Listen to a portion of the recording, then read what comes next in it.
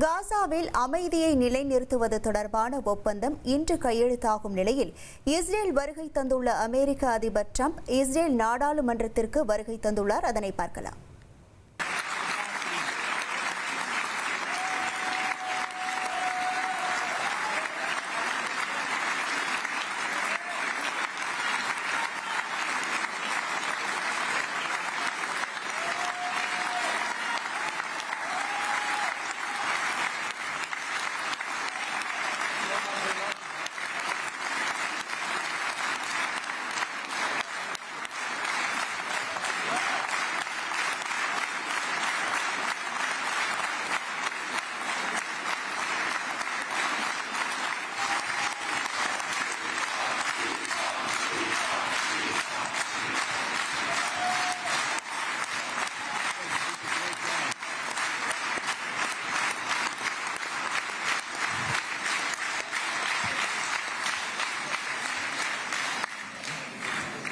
And Jared Kushner, who is here with his wife Ivanka.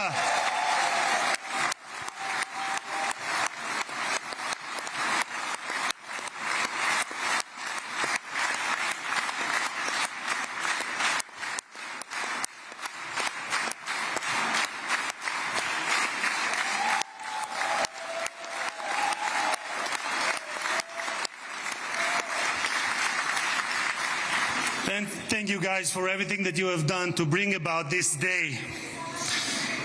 Ambassador of the United States to Israel, my dear friend and my absolute favorite rock star, Mike Huckabee.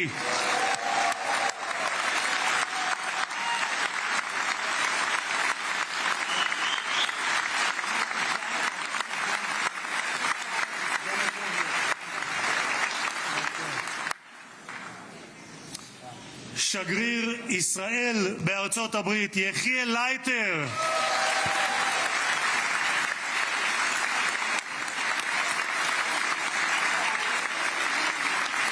תודה.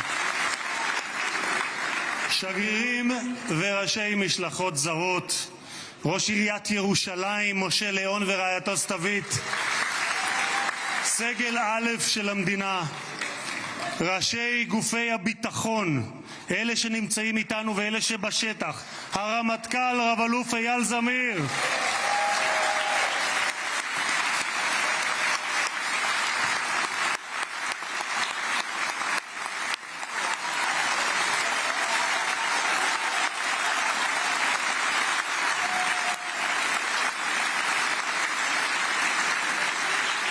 המפכ"ל רב ניצב דניאל לוי,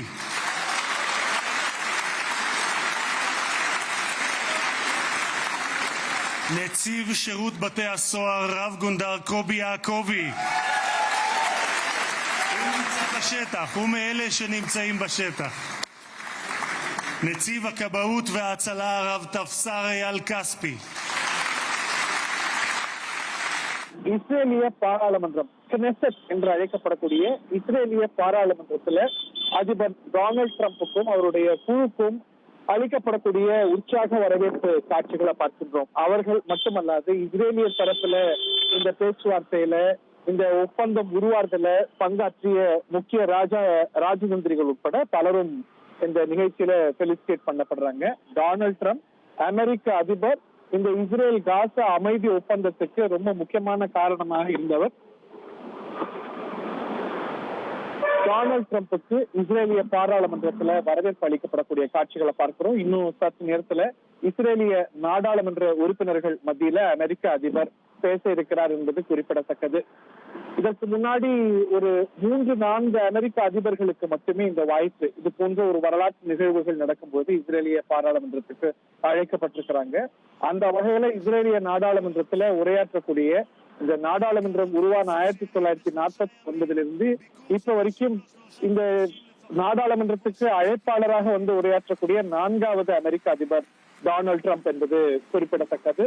Donald Trump காசாவுக்கும் ஹமாஸுக்கும் இஸ்ரேலுக்கும் இடையே இந்த ஒப்பந்தம் உருவாக்குதல ஒரு கிரியா ஊக்கியாக இருந்தார் அப்படிங்கறத எல்லா தரப்பும் ஏற்றுக்கிறாங்க. நம்ம பார்க்கக்கூடிய காட்சிகள் இஸ்ரேலுடைய நாடாளுமன்றத்துடைய பிளெனம்ல இருந்து பார்க்கக்கூடிய காட்சிகள்.